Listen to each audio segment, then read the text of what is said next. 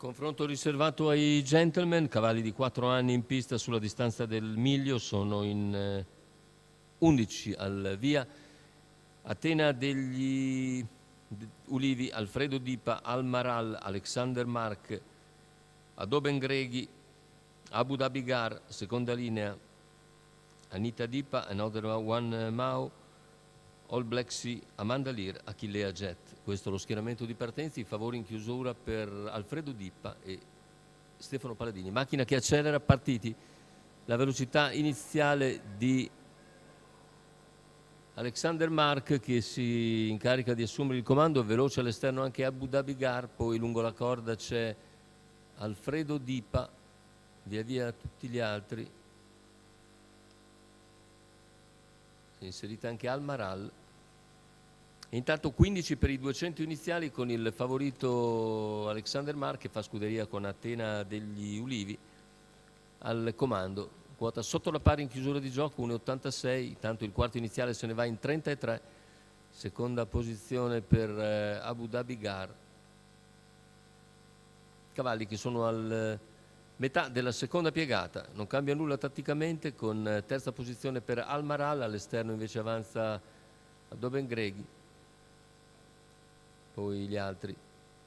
45,8, ritmo comunque che si mantiene abbastanza sostenuto per il leader e favorito Alexander Mark, che completa un altro paletto in 15,2, segue a 3 lunghezze circa Abu Dhabi Gar, la terza ruota invece di Alfredo Dipa,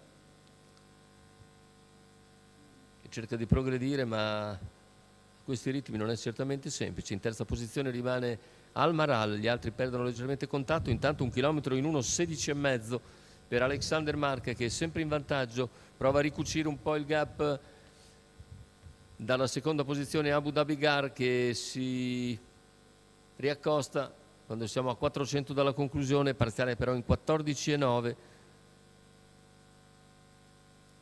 Metà della curva finale con Abu Dhabi Gar che prova ad avvicinare Alexander Mark, che mantiene una lunghezza di margine, completamento della piegata, ingresso in addirittura d'arrivo con Alexander Mark in vantaggio. Alexander Mark allunga la corda mentre Abu Dhabi Gar ci prova ma non può nulla ed è soltanto secondo. Terzo posto finisce Alfredo Dipa, 1,16,6 il tempo conclusivo, 38 e a chiudere. Vittoria piuttosto agevole per Alexander Mark, che faceva scuderia con Atena degli Ulivi, 1,86 la quota per Pepponi, che vince in maniera piuttosto netta in percorso di testa. Ci prova alla fine Matteo Zaccherini con Abu Dhabi Gar, ma non può che accontentarsi del secondo posto anche per i problemi del proprio allievo. Al terzo finisce Alfredo Dipa. E questo è tutto per la terza corsa Arcoveggio.